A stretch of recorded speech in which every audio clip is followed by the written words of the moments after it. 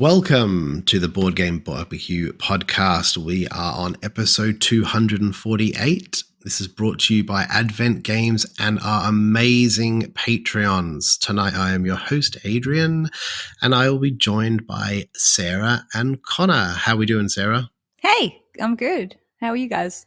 Yeah, good. Very extremely busy with life and stuff, but there's no change there. I think we're all busy, right? How about you, Connor? Yeah. I'm like the least busy out of everyone because I'm on holidays.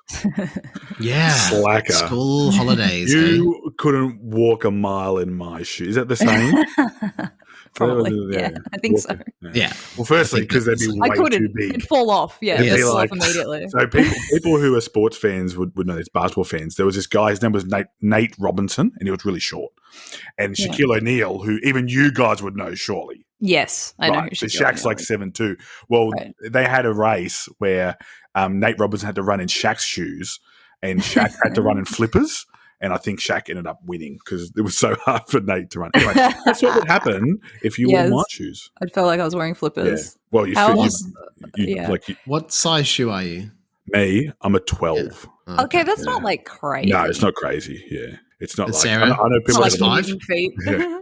No, I wish. Every time I see a size 5 shoe, I'm like, oh my God, they're so cute. And you can always get your size because like it's such a rare size. I'm like right in the middle where you can never get your shoes because everyone's bought them already. I'm like the normal foot size, 7.5. 7.5. That's large, I think. I think that's a larger size. I've got a big foot. No, it's normal. It's like normal. It's just like everything about me. Is just Sarah has normal. really big feet, guys. Really Connor has small feet. Huge, and they're hairy. They're hairy feet. They go with my beard, right? Yeah. Oh my God, that's a callback. Far out. Yes. Yeah. Still hasn't forgotten. No, I'll never forget Connor. Who was talking to? Steve Bonacore. Yeah, I'm just waiting for run into Steve Bonacore and he's like, oh, you're that bearded lady. You're much prettier than Connor described you. Yeah, you look less hairy than I expected. What have we all been up to? Sarah, what have you been up to recently? I've had kind of an exciting week, actually, because if I can talk about my own project for a minute, I don't want to do that too much on here, but It's okay, I'll edit it out. It doesn't matter. Just cut it. Just cut the whole thing. Yeah. I finally got a physical prototype of my game. I playtested it last week at my, regular group. And to be honest, setting it up, I had an anxiety attack. I could tell I was having one because it started to get real hot, like a hot, flush. And it was from the sheer, I'd never set it up on a table before. I should have practiced. Where things would, how it should be laid out and where things were going to go. There were so many pieces to it that I started freaking out and thinking, people are thinking, oh gosh, she doesn't know what she's doing. And I started getting this, this feeling of, what's that when you, imposter syndrome. Shit. Imposter syndrome. So I was just like, oh, what am I doing? And, whatever. Anyway, as soon as we the teach started, the teach went really well. The game went really well. And I just remember at some point looking up and seeing everyone really deep in thought and looking at the cards and looking at what they wanted to do. And I was like, oh, this feels really good. You don't get that on TTS. You don't know what... You can't get that sense of, oh, wow, I'm actually, people are thinking and they're engaging with my game. It's so cool. What are you laughing at, Connor? I'm just thinking of, on TTS, you can have people mute their microphone and turn and go, no, I'm just playing for the crap game for a second. Yeah, I'll tell her I need to go somewhere. And then order their Dominoes halfway through. Yes. Double cheese. There's a reason why Matt Leacock does the video teachers and the video watching of the legacy games and stuff, because he wants to see the reactions of people when they uncover these things. So they'll have a webcam set up in the room and they'll do a blind play test where they obviously have the rule book and stuff set out, and then the people will play it, and he wants to see those reactions from people's faces. Like you say, you don't get that on TTS. Even if you implemented a webcam feature and you had a separate picture, a separate screen, you still wouldn't get that same reaction, even if it's on a web. It's not the same as being in the room with other people, interacting with other people, especially in a game like that where people can block each other and take different things of each other's stuff and move pieces that you don't want moved. Yes. So, because I've played it Yes. And that does happen. So I know you can that block people and messages. Yeah. Well, no one owns a company. Everyone's controlling all the companies. So yeah, there's a lot of messing with stuff and whatever. So anyway, but everyone seemed to enjoy it. When I went back on Tuesday night to the game group, they wanted to discuss the game with me. And so they went away, they've been thinking about it, and they, had all these questions and, suggestions, I guess, and things like that. So I don't know, it just feels really good. I've got the game on BGG now, and I've got a designer page. That's exciting. It's very exciting. So cool. So that's the exciting thing that's happened to me this week. And Ian played it. And also I said to Ian, this is an Ian will fix it story. Because he will take I didn't know Vital was on this show. He will take less than 24 hours to fix it, in fact, because he playtested the game. It was really fun. And he, I said to him, there's a player card offer. There's a player board where your programming cards are, and you have a hand of cards too. And so in the physical, there needs to be some solution because it's kind of confusing. There's too many different card offers, I guess, or card sets. And so he came back the next day with a suggestion of how you could lay it out. How you could lay out the player board, and it just looks so nice and so neat. And I was like, oh my God, I can't, it was so nice of him to do that. I know how busy he is. So, and just seeing that and seeing how it could look in the future was just, wow. What you didn't bring up was how much it cost you to get him to do that. He hasn't sent me the invoice yet. It's funny how you're like, I get anxious, you got anxious for setting it up. I get like that when I'm teaching a game I like, let alone something that I created. So, I could only imagine the stress. Because, I know if I'm teaching a game, the default is for you to go, we'll check the rule book. Whereas, for you, it's you are the rule book. I don't have a piece of paper to hide behind. So you guys get that too, even when you're teaching? That's good to know. Yeah. I don't know why. I don't know if it's a game that I really like and I'm teaching it to people that I believe will like the game. Yeah. And then it's a bit of a dud, or they're a bit it's not that great. And then I feel oh man, maybe it was my shonky teach, of which there are many. And maybe it was... it's a weird feeling because I'm not affiliated with a game like you're affiliated with yours. I don't have any connection with it other than emotional that I like it. Yeah. And then to teach someone and them to not feel it the same way, it's a strange thing. It's I thought we were friends. I don't know you, stranger. It's I thought we were mates, but now I'm not so sure. Do you think that's how Mitch felt when you said Great Western Fail? Probably. Probably. Yeah, he doesn't care though. A time wasting thing. It's I'm sorry I've wasted your time. We could have played something that that you liked rather than something that you're I guess I can try this. But that's really exciting. It's good there's some BGG. Yeah, it's really cool. More ways to play it and it feels more real, I guess. And it's exciting. Anyway, that's my little news story for the week. Yeah, very good. And yourself, Connor, what have you been doing? Well, not playing. Well, that's not true. We had the Melbourne Game Day last weekend, so it was really, really good. Got to catch up with a whole bunch of people that I generally see at the game days. So, and then a few of our Patreons as well, a few of our volunteers Joe, who came and helped out at Sydney as well. So he was there, and it's always good to catch up with him. So we had volunteering, and I apologise if I leave anyone out. So we had Joe, John O'Liam, Cindy, Berend, and Jean. And it was a great day. Really loved the venue. I think it's just a fantastic venue. Big sort of hall. Can accommodate lots of people. At one point, we had to get more tables because there were so many people in there. We had the Gameway tables. I know that feeling. Yeah. We had the Gameway tables. They were awesome. Oh, nice. That was so good. So many people were like, I really want to play another game on these, but I know I should share them. I guess Can you imagine that you had someone just camping out on that table all day? Yeah. And because they were all they had the lighting around the bottom and the belt. So that was just a nice addition. Why the lighting? Why the lighting? Yeah, because I'm not a massive. Well, I don't know. I don't know if it doesn't. It doesn't. I don't personally think it affects anything. It's not it's not intrusive. It's just there. It's good if the lighting is not that great in that room, in the room you're in, then it's good to have. You can illuminate the cards and stuff. Yeah, it illuminates your stuff. Yeah, your stuff gets illuminated. Yeah. But, it was great. Oh, Amy and Maggie from Think of Theme was there, and I played a couple of games with them, which was cool. Nice. So caught up with them after their sort of little trip. And one of the games I played with them, I don't know, Sarah, if you've played this game, is Nana. So Nana is Japanese for 7, right? And it's this cool game. Yeah. No, it's not. Nana. Yeah. Ichi ni song something something. Shigoroku hichachukuju. That's how you say Nana. 1 to 10. Have I got the name wrong? Maybe it's banana. Are you sure it's not banana? It's not banana. Are you sure So you're sure that it's meant to be Japanese for 7? Yeah, or I think so. Did someone just get that wrong and now? Well, if I mean, I could very likely be wrong, but yeah. Yeah. Anyway, I thought it was because scratch anyway, that. Just forget that. It didn't happen. Yeah. Is it Japanese for 8? Anyway, so the game is like this weird combination of Go Fish and memory. Right.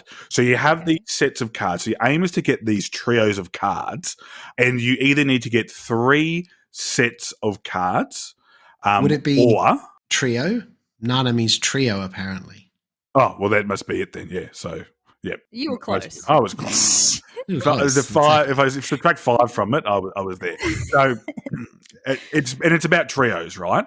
But there's either the 7 or the 8. If you get that group of cards straight away, you win the game. And the way that you get them is you say, all right, I'm going to, you have to either show that you've got the card yourself, or someone has to show you by you asking them what's your lowest card or what's your highest card. So if we were playing, you would have a range of cards, and let's say you just needed to find 1, 7, right? But the cards got from 1 till 12, I think. So it's 1 to 12. So you've got to be careful that you don't say, oh, what's your lowest card or what's your highest card? Because as soon as someone doesn't show the same card as before, you lose your turn, right? Okay. So it's we're all playing, our cards are in order, and I would say, okay, Adrian, what's your lowest card? And it's a 9. And then I say, Sarah, what's your highest card? It's a 9. What's your highest card, Sarah? And it's a 9. Now, if I have a 9 in my hand, I get to take those cards and keep them in front of me. Okay. And then what can happen is, if you then get the trio of the trio of 2s, you've won the game, because if any of your pairs either add up to 7 or trios. Yeah, your trios add up to 7, or you can subtract them from each other to equal 7, then you also win. Right. So there's 3 different ways of winning: getting the 7s, getting all the 7s, having 7. Yeah, having pairs that either subtract or a pair of trios. So 3s, 4s. Yeah. Or just getting 3 sets of trios. Okay. But yeah, it was really, really cool. And they were like, weird. They said, when Amy was like, oh yeah, it's a mixture of Go Fish and memory, I was like, okay, how good's this game going to be? But it was really, really, really fun. So I don't know if it's available here, which might be a theme for my sizzle as well. But yeah, it was just cool. So just one of the nice things at Melbourne Game Day. The other thing I got to do at the Melbourne Game Day, I've got a funny story about Japanese games too, which I'll tell you after. Yeah. So I got to teach Empires of the North, which really, I love this. It's been a while since you played that, because I remember you sizzling it ages ago. And I play it quite often with my family because they know the rules, and there's so many expansions. John Lowe, so Sub-Zero Joe, who's on our Discord and one of our patrons, who I talked to about Arkham all the time, and he came in and he plays it, and he played this really complex faction. Whereas Sean, who joined in and got a ticket, he played one of the simpler factions. And the cool thing is that Joe only won by a point compared to Sean. So it's only 1 point difference at the end of the game, which is cool, right? Because you got the complex faction and the simpler faction, but they're both really balanced, which is really, really nice. And obviously you had Joe sort of playing the faction for the first time, and he was quite experienced in playing it. So yeah, I just thought that was a cool little thing, that there's a bit of balance in that game with the more complex / powerful factions. Again, if you like card games, if you like games with asymmetric powers and decks and building your engine that way, then I reckon you've got to give it a go. What about you, Adi? What's been going on in the Smith household? Well, we have just been flat out with life, man. Just doing stuff, family stuff, hanging out. not that much gaming, if I'm honest, but I'm about to change that after doing a bunch of house projects. I know you've been playing Diablo, though. Yeah. I've been playing a lot of Diablo. I mean, that's the best thing is like when Finn goes to bed, it's like straight onto D4 and cruise. And like that's one of the things, like, I know this isn't a video game podcast, but skip the next 3 seconds or 5 minutes. But it's a strange one because I loved the other games, right? But I don't love this one. But it's like the pokies. Like I'm just keep pressing the button. I just keep pressing the button. Like it's like being at a casino. I'm like, if I keep pressing the button, I'll get the jackpot and I'll get that rare loot that I want. Just got to keep pressing the button. And I really want more. They're doing that on purpose. They are 100% I know. And I want more from a game, but I can't stop pressing the button. He looks so disappointed in himself. He just had his head in his hands like he'd been defeated. Yeah. Like I'm broken. It's just a button pressing game, and I know that sounds incredibly harsh because it's actually the best selling Blizzard game of all time. Isn't that true? It is true. They have more smashed it. But even I gotta say, I disagree with you a little bit. We'll leave it for a Patreon, okay? I promise we'll circle back. I was just going to say it's not all button mashing. I think this one actually you need to apply a little bit of strategy in some of the fights and stuff. That's all I was going to say. Because of the resources, when your resources are limited, you need to Well, I've played like a couple of different characters and like that first boss with one character was a lot harder because I didn't have range with one of them. Like I was just melee. And so, but if you use that like dash through and like stuff like that. Anyway, I just found that like, I think Diablo 3 was a bit more button mashy for me. I think this one's a little bit better, but. Yeah. Fair cool. And anyway, I have played a few games. I've really enjoying playing. I know we all talk about it loads, but I've been enjoying playing Scout mainly with Finn because it's actually really funny to see him play a game which actually has quite complex thought processes in it. You don't want to feed someone an easy win, and you need to, scout when you would need to scout, and you need to scout and play when it's important to you, and set up stuff so that people can't beat it.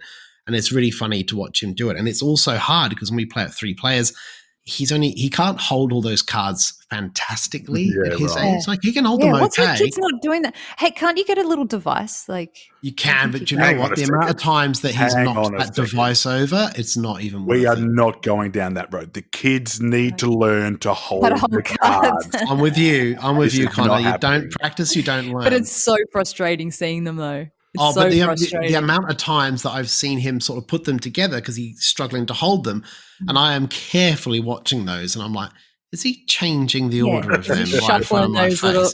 And I'll go, wait, you shuffling those? And he's like, no, I can't hold them. I'm sliding that one in between these 2. I've got a 5, and I'm like, whoa, don't tell me the rest. I don't want to know. Don't cheat. He's like, I'm not cheating. But there's someone who can definitely hold all the cards that does it anyway that we all know. So true that. Very true. But it's a great little game. I've really enjoyed watching him play some of these games that have a bit more, not complicated rules, but complicated challenge, like a mental challenge. And that's been really fun. But I was actually lucky enough, this is an oath of mine, so spoiler alert, but I have played Divide et Impera, and I really enjoyed it. And it's going to be my sizzling game. Even though I've only played it once, I have booked in to play it again. It's a really interesting and somewhat basic area control game at its core, but it's done by the same guy who did Barrage, Tomasu, and it's really simple in its mechanisms and how it works. You have a deck of cards. Everyone has an asymmetrical deck of cards. You play an asymmetrical faction.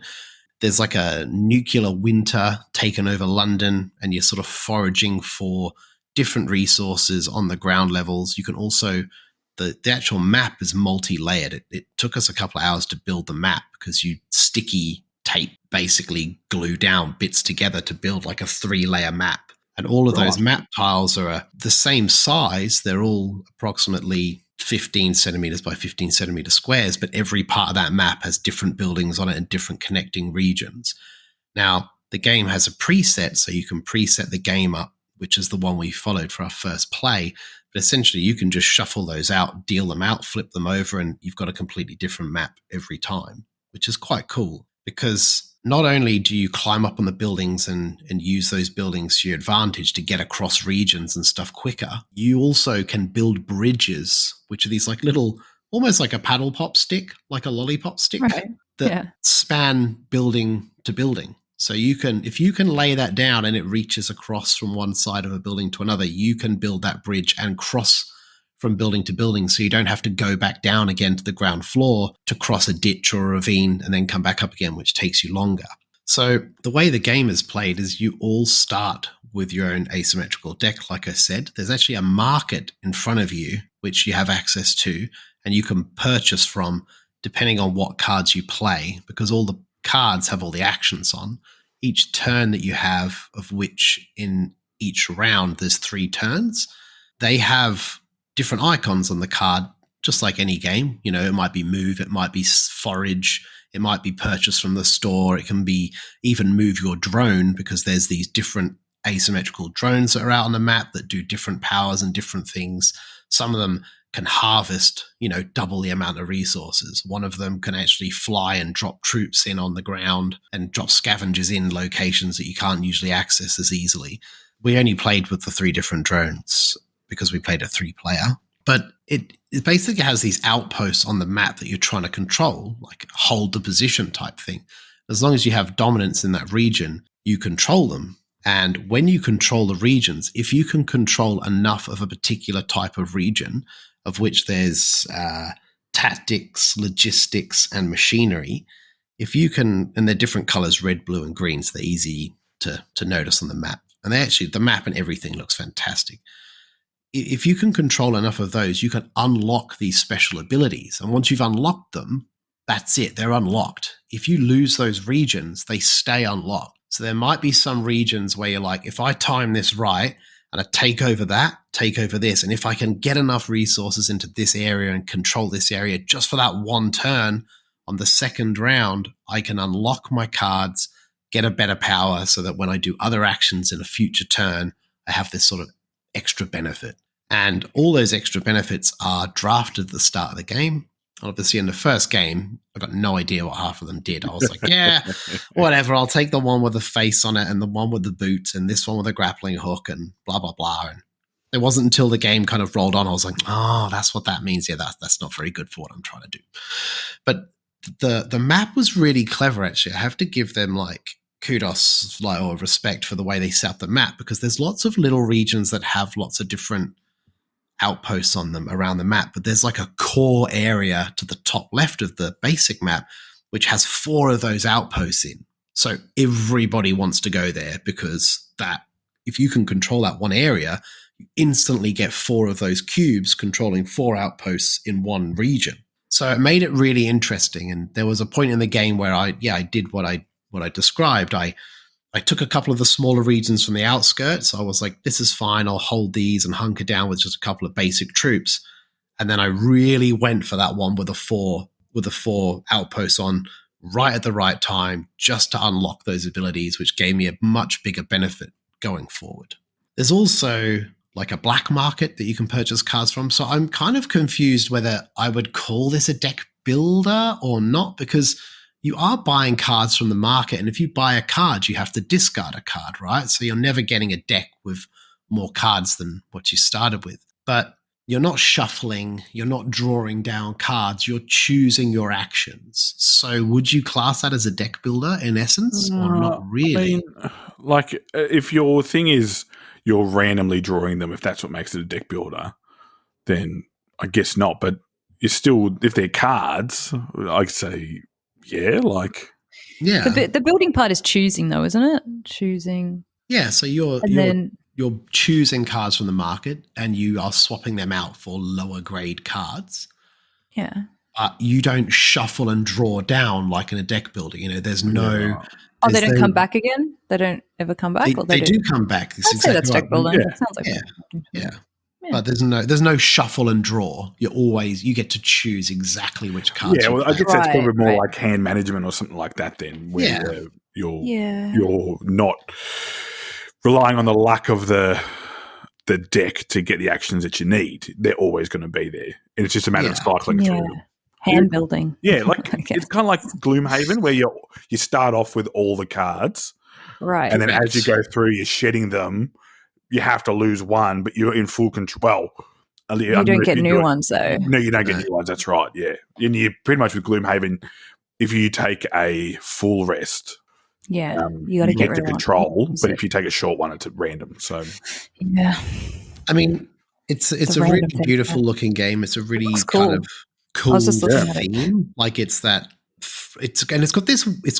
There's one thing in there which is a bit, I don't know, the theme of it we kind of laughed about a little bit, but there's like lollies. you can get lollies on the ground that actual lollies, okay. and they give you like an energy boost, right? Because sugar and stuff is short. Yeah. Right. Yeah, I guess, like, but in a nuclear if I found a lolly, I wouldn't be like, hey ho, let's go in the frost. What do you think is going to survive in a nuclear like holocaust? Like fruit and veg, or everything with all the preservatives in there? I think we know what's going to survive. The preservatives. Yeah, they're probably going to just be like pastes. Yeah. These guys are just going to have like pastes of like gross stuff that's just high calorie, right? Just to get me through. That's what you have in some like pharmaceutical products that might give me a better energy boost than a lolly, but hey, maybe that's not used. They're not good for your body though. You want to survive out there. Come on. True that. What's with you in like ice ages? I don't know what's going on. You love it. I know. You wish the world would be covered in ice or something. The expansion's actually got London Bridge, Tower Bridge. And you have that on the map and you cross it, and it's got like a campaign and everything. There's a fifth action in the other box. Haven't opened any of that stuff. We just played the basic. And yeah, to be honest, like I felt around the table, everyone was like, yeah, it was good. But I felt like I really enjoyed it. Yeah, cool. So like I thought, right? Yeah, exactly. Those guys.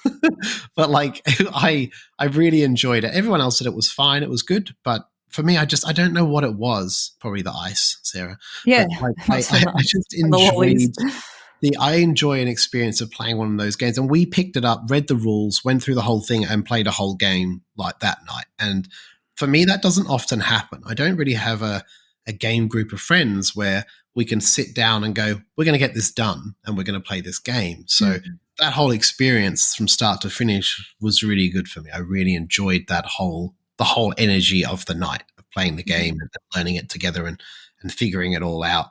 But yeah, all of the different factions have like cool little backstories apart from one, but I'll let everyone, if they want to look them up and read them, it's kind of funny. Like you'd be like, I'm not picking them. Their backstory sucks. Oh, right. I thought you meant they just didn't have any backstory. Like pretty much. I think they just like got bored and was like, they like people or something. But that's it. Whereas the others were like, during the biomatic feature of this in 2017, these cult crew, blah blah blah, all this cool backstory. The other ones are like, yeah, these guys are people. Like, they're just like more people just trying to get by.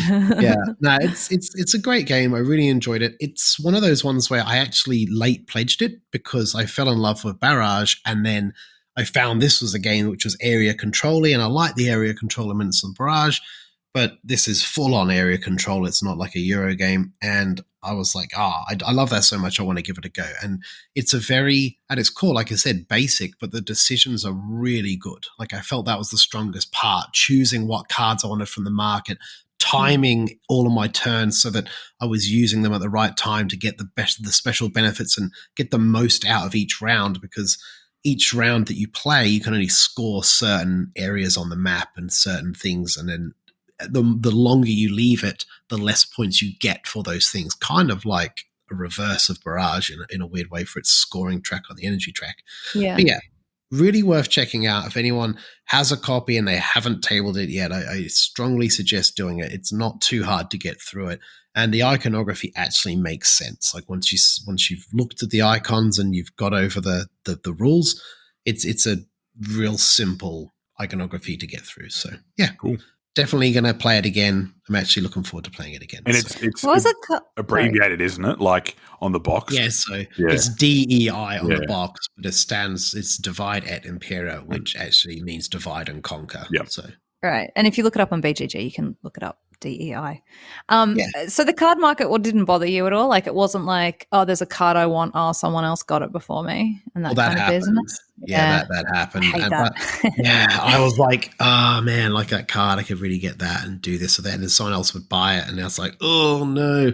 But it's like lots of well-designed games. You can pivot really well. Yeah, cool. You know what I mean? You're not stuck in a corner and going, oh dear, there's nothing I can do. And even Haig had just like this troop making machine. He just pumped out troops on the map, and he did win the game.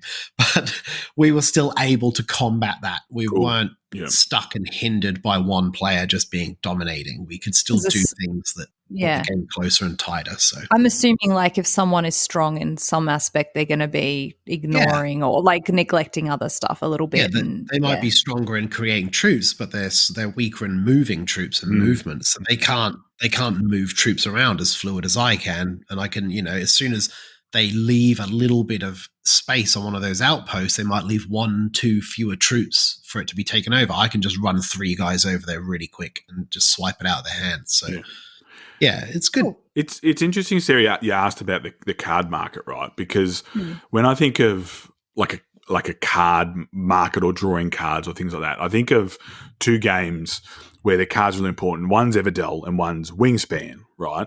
And with Everdell, it's cool because all the cards are unique, right? So whatever you're getting is unique. It's going to be unique to your town.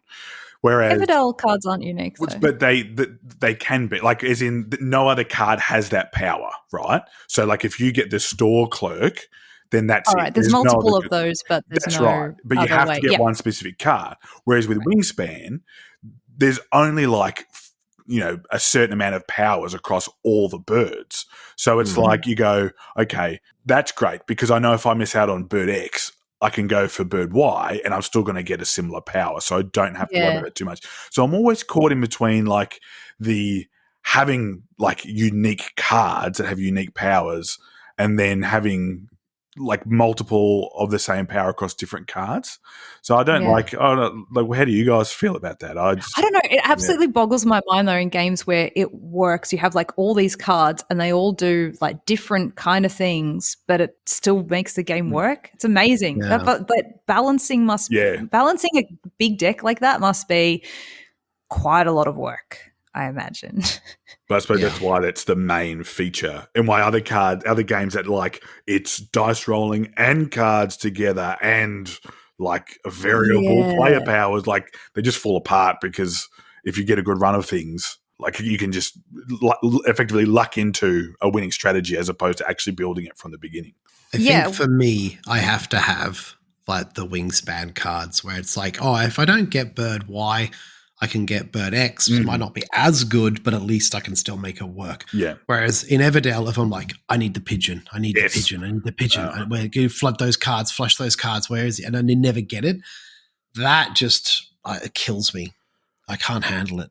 Yeah, I don't mind a bit of deck mining. I really don't. Like, there's a lot of deck mining in Race for the Galaxy and things as well, and there's the 2 different kind of explores. There's get more cards explore, or there's look at more cards but take less cards explore, like things like that. I actually like it. It gives me a bit of excitement because it's like, oh, I'm looking at all these cards. Which one do I want? I only get to choose one kind of thing. What does it do? And like in that, it's the same as Everdell. Like there are oh, actually, no, that's not really necessarily true. You can get similar powers in Race for the Galaxy as well, but there's also multiple copies of the same cards, and you might be looking for one specifically. Like if you know the game really well, like I do, you're sometimes looking for a specific card, and it can be kind of exciting. I guess it's that gambling thing again, Adrian. Yeah, I'm gambling on trying to find it. Well, that's the thing. Like I was thinking, like your excitement, it might pay off on your gamble, but for me, 9 times out of 10, the house always wins, and I hate the house. I'm like, stupid tree. I hate that earthy life tree in Everdell. Like, where's my card? Like, I want it. Well, the clever thing in Race, I think, is that even if you don't, there's so many good cards, and even if you don't get the one that you want, you've got like a hand of 7 you're looking at. There's bound to be something that's like, oh, you know what? I'll make this work instead. Yeah, and I think that's like, because with Everdell, you lean into getting the free critter with the building so much then it's so crippling if you either don't get the building or you don't get the critter because it's really expensive. So, I mean, that's what makes it thematic, right? But then you sort of, like you said, with Race for the Galaxy, there's probably an optimum card, but it doesn't matter if you don't get that optimum card because there's going to be something else that suits that particular, whatever you need to do. And look, by the end, your ship's probably going to be falling apart anyway, so who cares? Well, this is why I didn't like Everdell that much, because you do feel a little bit forced to do a specific thing. Whereas as a player, I don't think I like that. I like to be able to be flexible in what I'm doing, you know? Yeah, I get that. I like strategy, but I also like that tactics as well, like being able to change it up and just doing something that's opportunistic. Like what you like to have 5 choices, even if they're only okay choices, rather than 2 choices. Do you know or what just I mean? that like feeling, yes that feeling of, like you say, you're looking for something. It has to be this. Like, I need this. You know, you've got the building that gives you a free critter, blah blah blah, and you find it. Then you're happy. Then I want to be happy too. Where is my critter? Where's my free critter? And then you feel there's an unfairness if you don't get it. Whereas there's none of that really in Race, because you just got to, like, just go with it, be flexible. It's fine. No one gets a free critter in Race. I don't know. It's a perception thing, right? The game is perfectly fair. It's fine. You've got a good chance of finding the thing. I've got a good chance of finding the thing. But it just feels it doesn't feel nice when you get what you want and I don't get what I want, I guess. Yeah, I think games that then have some sort of mitigation you can play towards for that are the better ones. So I think as Everdell's gone on, somehow we started talking about Everdell. It's my fault. Totally. There's been more and more things like you can play a critter for free if you play this critter, and it doesn't have to be the same. Or you can search for this card or search for that, or you can use X as a resource instead of that, so it becomes cheaper. Yeah, and then you are adding flexibility and play, which is cool. Yeah, sure. Cool. Nice. He's got this question, this pondering question at Conor in the run sheet. Are you going to ask us that? Well, we've all been playing lots of video games lately, right? Like whether it's Zelda, Diablo, I started playing Elden Ring. I was talking to Sarah about that. And I just thought lots of games gave up because Zelda came. Lots of games use the video game themes, right? So lots of board games. Why is it that none of them have been able to capture that same feeling as playing a video game? Like, is it, seeing as we're all qualified psychologists, we're all, able to answer this question. But is it simply because you don't have a controller in your hand? Yes, definitely. Can you ask them next time? My friend, he came up with this. But like, for example, what feeling, Conor? Which one specifically? Like, if I'm playing a sports game, for example, right? So a game like Madden, which is the NFL Gridiron game. Yeah. While I'm not in there with all the 21 other sweaty men and being smashed into with the stuff, I still feel like I'm doing the action of I'm picking it, I'm throwing it. I know I have to press the button harder to throw it, longer or shorter. I have to move the stick to move my character. How would you be able to do that in a board? Is it just impossible? Like, whereas I think there's a game like Sniper Elite, for example, you've got the hidden movement aspect of that, which is kind of what you're doing in the game. You're not getting the first-person shooter aspect of it, but you're still getting the nice part of the hidden movement, deducting, where is a person. It's not exactly the same, but you're still getting a similar feeling. I think our brain's just easier to trick ourselves with the visual medium of video games. It's easier to be immersed in it and feel like you're part of it. And board games are an abstraction.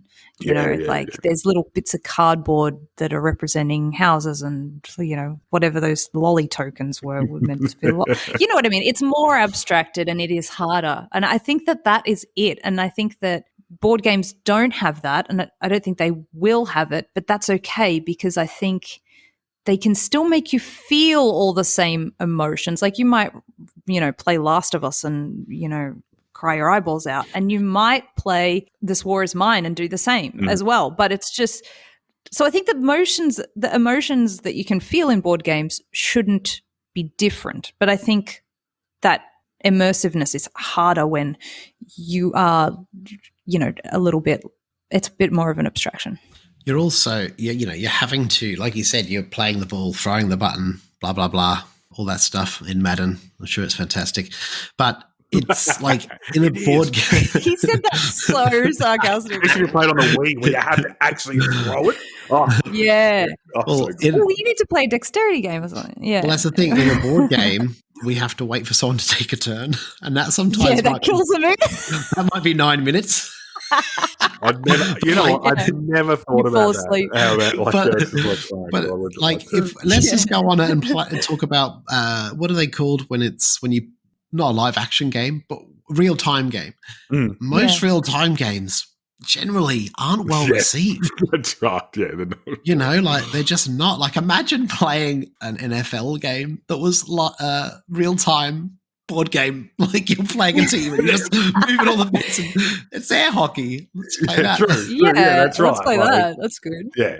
But in regards to things like Diablo and World of Warcraft and things like that, I feel that the RPG element of that is almost the next level of those video games, because in those video games you make your character, you follow a somewhat linear story, a somewhat linear path, you branch off that path, but you always return back.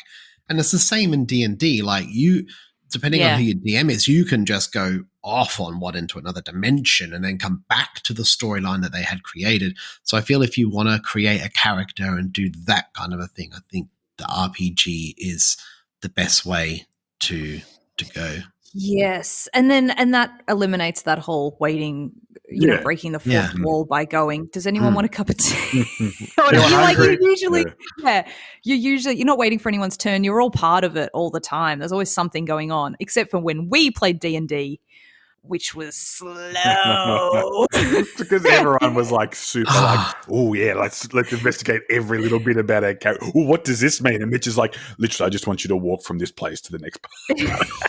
Yeah, how hard is this, guys? Come on. There's 4 scratches on that wall. What does it mean? It's like, it means nothing. Yeah. They're just scratches. Who put them there? Mitch is just trying to world build a little bit, and he's like, it doesn't. We don't have to knock 4 times. Please, can we move on? Yeah. It's like the bar was made in 1061. I'm like, ooh, 1061. What happened in 1061? What happened to cause this pub to be created? Dungeon Master, I'd like to ask the barkeep when this bar was built. And it was built then. Does it mean anything? No. Next question. But I don't know how we had the patience. Yeah, no. In regards to board games getting over to video games, I think it's so hard to make it feel like the video games. Like that fast pace, especially something like Diablo, that is an action RPG, right? That's not your traditional World of Warcraft-esque kind of game. So you need a fast-paced game. I just don't think there's anything out there that's that fast. Yeah, true. I think it's just the way the games flow, and that's obviously very important because video games, they either do very well or they just completely disappear out of the zeitgeist of the pop culture. And the ones that stay around are done very well, just like the board games, but they're just so different. They're just worlds apart. I don't know if app integration helps with that a little bit, but possibly not. I don't think it's the same thing. It's still the app different. Integration thing's problematic too, because then you get immersed in the app and then you're not immersed in what you're doing on the table. It's like, that's what, like, when people complain about that, they're usually like, no, because it's a distraction from what's going on the table. I have to look at the app now. So that's a bit interesting. I think the answer is we need the Star Wars chess where the holograms rip each other's heads off. Wow. And, like, when it's all holograms, it'll be fine. So we'll just wait for that. Oh, I'm looking forward to it. No, but like that would be a cool dungeon crawler, wouldn't it? Like if your character was actually like moving and moving through the you're rolling one actually chop, Yeah. I've never experienced this myself, but maybe some of the listeners have. But the D&D where you've got like an LCD TV in the table. Have you seen those? Oh yeah. Like that's pretty cool. That's something or other that does stuff with media and makes you kind of in the video game, but not like it. Yeah, that's kind of quite interesting still. So, but anyway, so the answer is get into RPGs. Yeah. I don't know. We haven't got an answer, but why? Why can't board games capture the feeling of video games? Is what kind of wants to know. So Just me. No one else. Just Connor. Yeah, I don't care. Sarah, do you have a sizzling game? Have you played something that stood out this week? Yes, and it's kind of related to, like, we were talking about cards with similar powers and stuff like that. This game has that too. It's a war game. It's called Votes for Women. It is a really cool game. It was designed by Tori Brown, and I believe this game won the Golden Geek for War Game, Best War Game this year. So kind of a big deal. And it's also like it's so easy to learn. Like, I haven't played a whole lot of war games, but so I don't want to say this is like the best game to start playing war games on, but I got to say, I feel like this will be the one that I would recommend because it took me like 15 minutes to get started. That is incredible. I played solo like first last night, and then I played it again with Kerry today, my friend Kerry, and oh my gosh, it's so good. I really enjoyed it. It was like so simple. You learn a few of the icons, and then basically all it is you play a card. There's 6 rounds in the game, and there's 6 turns in every round. You'll play a card. You play it either for the event that's on the card, and they're rich with history too. I have seen it before. By Tori Brown. It looks really interesting, and I love the aesthetic and I love the look. It feels of the time. Do you know what I mean? Yes. Yeah. So So it's about the suffragist movement in the US specifically. So the map itself is like a big US map, which is really cool. And I think the suffragist player has to win. They have to get the 19th Amendment through Congress, and they have to win the vote in 36 of the states. So it's kind of an uphill battle, right, for the suffragist player. The opposition, like the patriarchy, they just have to be annoying enough to not let it happen. It's so thematic in that sense. Like they don't really have much of a presence on the board for most of it. Like I played today with Kerry, I played the opposition and she played the suffragists. And it was just funny because she was getting all these cues out. She was working her butt off, like trying to campaign and, win favors in all these different states. And I really was just trying to hold a few little ones just to be annoying enough that she couldn't like easily get the 36. Every time she tried to get the 19th Amendment through Congress, you have to have like these 6 Congress tokens in the certain area. But I can also play on some of my cards, I can remove them. So she's trying to put these Congress tokens down. I'm removing them as she's putting it down. So there's this real tug of war happening. And that whole element is so important because the suffragist player can't even win unless the 19th Amendment even goes through. You can win the vote in the states, but if the bill doesn't go through, that part doesn't even happen, right? Okay, if we go all the way through 6 rounds and the 19th Amendment never got sent to Congress, then the suffragist player can't win at all. Yep. So there's no need to go to voting, right? But as soon as it does go through, you look at the map, you look at the US states, and you look at if the suffragist or I have 4 cubes in any of the states, you put ticks for the suffragist and crosses for the opposition. If you get 4 cubes, and if I get 13 crosses, I win. And Kerry had to get 36 ticks, right? So it really feels like that uphill battle. The suffragists is like trying so hard, and there's this tug of war. Like I might put cubes down in a state that she's just got 4 cubes, and so I'm taking them away, and she can't like get headway there. It's really cool. It was a real tug of war, tight, tense, whole game, really fun. As I said, so easy to learn. So you called it a war game. Yes. What makes it a war game? Well, it's the style, like it's very much the style of a war game, because if you've ever played like Twilight Struggle or any of those card-driven war games, that is essentially what it is. Like it's a head-to-head area control. You're putting the cubes they're essentially like troops. They're like having troops in an area, right? So same with Tammany Hall type thing. You just put meeples out, right? The same sort of thing. I haven't played that, but let's say, Kerry puts down 2 and then I might play a card and put down 3. This one is super simple. I first remove 2 of hers, then I can put down 1 of mine kind of thing. Yeah. So it's this, constantly fighting over the presence of on the states in the US. Really tense the whole time. Kerry absolutely loved it, which was great because I was like, yes, let's play more of it. But I'm going away on holiday. So you know what she did? She took it with her. Oh, well. You'll get played. Yeah, she's going to try the solo as well. There's a solo opponent in there. There's an auto bot called Oppobot. There's also these really cool strategy cards that you can play them as extra cards on your turn. So they can be really powerful, and you have to vote for them. You have to bid for them. So at the start of the round, there's like a bidding phase. Suffragettes starts, and you have these little badges. They're called badges, and they basically are just like support tokens, right? So the Suffragettes player has to put forward these badges, any number that they have, and then I can try and match it. If I match it, then no one gets one of the strategy cards.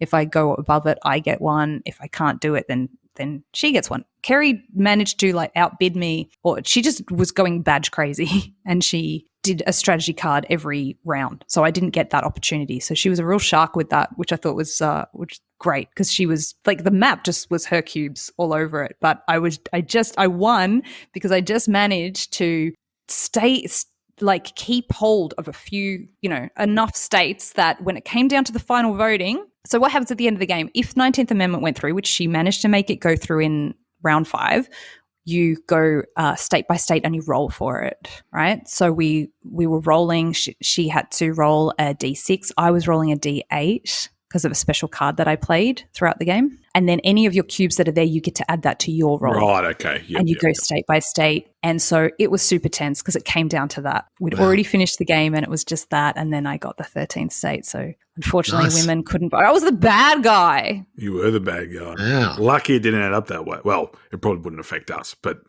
lucky. I think eventually it would have finally gone through, but yeah.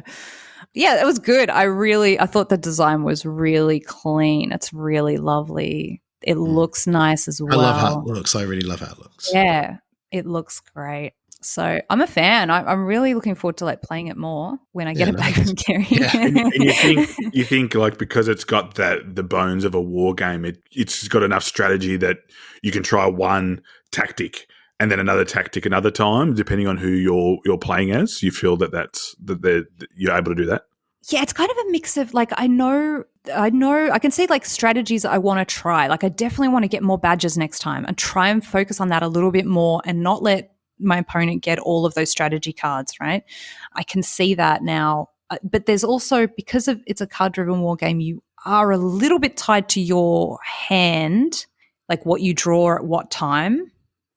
So it's, it's tactical in that way. You've got to kind of make decisions on the fly, like, oh, well, what's better now? And plus you're it is a war game. You're looking at what your opponent just did. Yep. Now they have influence in this area and you want to get it back or whatever. So you are reacting to what they are doing, which is why the other reason I really liked it is because it was just all about what is Kerry doing, and I had to react. And the suffragist always plays first, right? So they're doing the auction for the bid for the strategy cards. They always go first. They always take a turn first in the round, and then you're responding to it. So it's just me always trying to like just put a total damper on what Kerry's doing at every turn. So it's that really reactionary feeling. But yeah, there's definitely some strategy things. I think I liked that I was focusing a lot on the Congress tokens and just trying to, because she couldn't win unless she got that 19th Amendment through. So I was focused on removing those. Like if she put one down, I would try and remove it and just focus on that. Because then if I could do that, nothing else mattered. But then at the same time, I didn't want to completely lose control of the board. Yeah. Just in case. So, was able to push through. Yep. I think that's my favorite thing about it, is that it's got this cool Congress thing going on that she cannot ignore it. And then if she does it, then I have to also not ignore it. Yeah. But there's also the whole, the board as well. So it's really cool. The final voting where you're just rolling, I'm not sure I love that because it's kind of random. But then is it really random? Because you should look at the influence you have already on the map. You get to choose. So you take it in turns to choose which one you're fighting over in what order. There's cards that influence it. So Kerry played one that was like, in the final voting, I will win ties. So she had that in play. I had the one that let me roll the D8 instead of the D6. So there are cards that influence that final voting stage, but it does feel a little bit random for me, which scares me because, I'm not huge on randomness. How long is it though, Sarah? It makes those tense moments, though. Do you know what I mean? Like, if It you was already know exciting. you've won and you can count them up, you can go, yeah, I've won this, I've won that, you've won this, you've sort won of that. takes Whereas away the dice roll the- gives it that element of excitement and that kind of sweaty palms, like, oh, God, Yes. come on.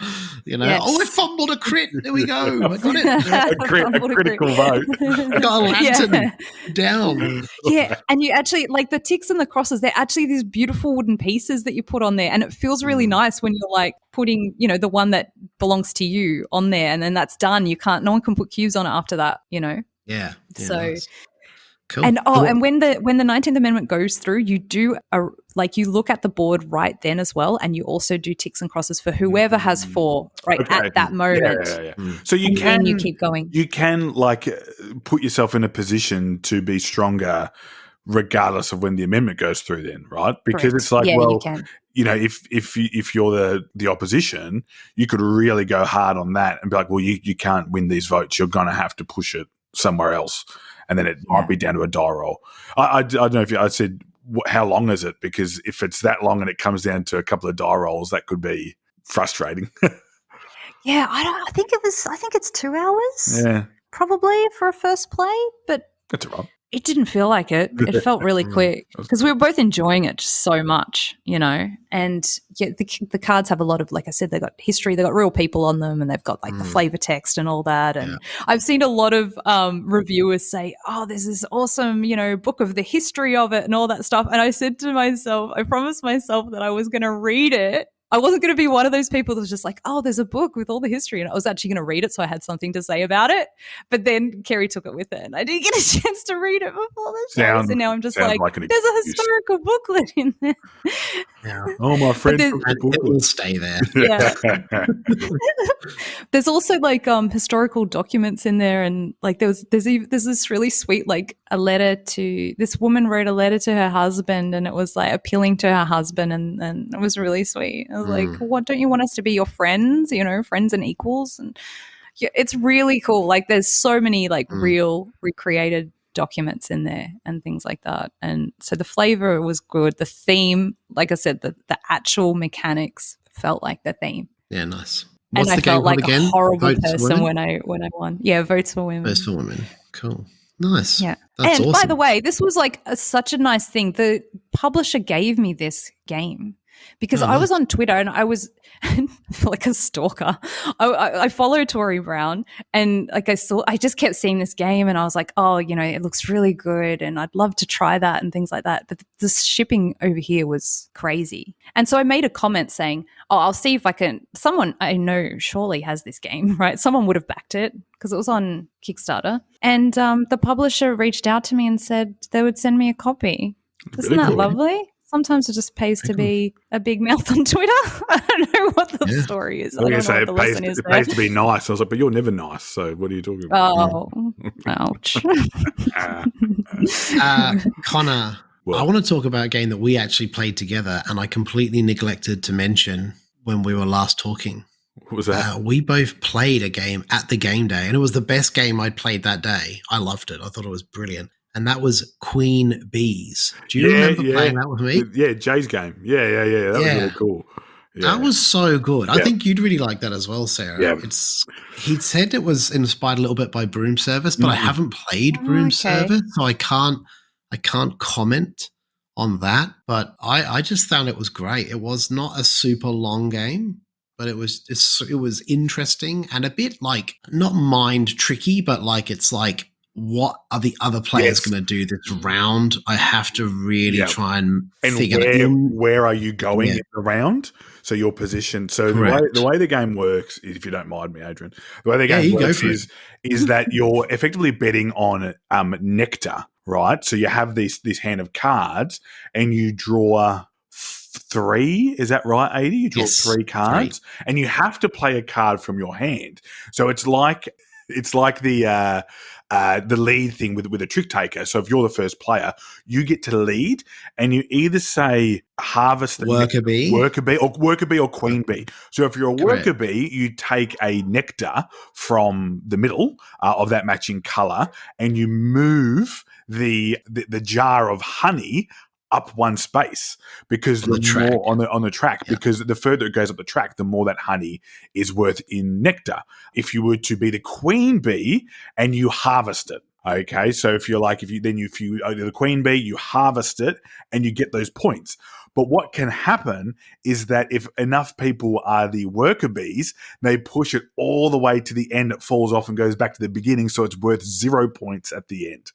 So it's that whole thing of, but also you might get lucky because you might, from your deck, have been the only one that's drawn, let's say, a pink flower, or maybe 3 people have drawn the pink flower. So then if someone's like, I'm going to be the queen bee, and they're like, actually, I'm going to be the queen bee and no one else can be the queen bee, they get the points.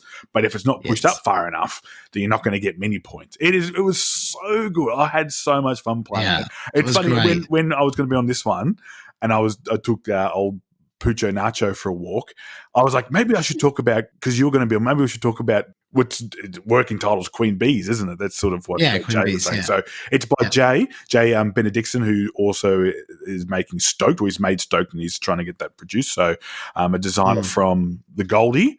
Heaps fun.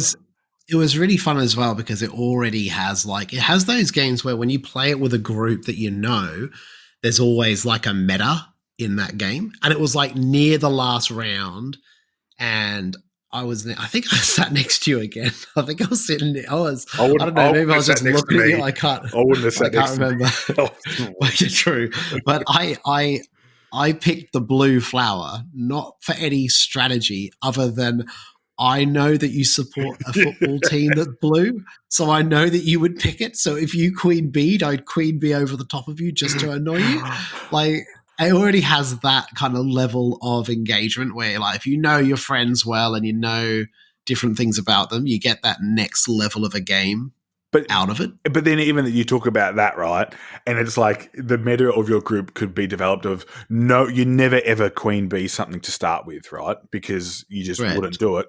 And then all of a sudden you do it. And then you might only get 2 points for it, but it's better than getting no points or 1 point.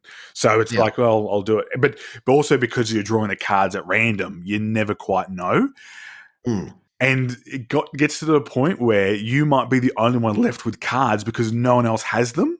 So you're like, you get to have 3 or 4 turns in a row, and you're just like, oh baby, give Queenie that honey.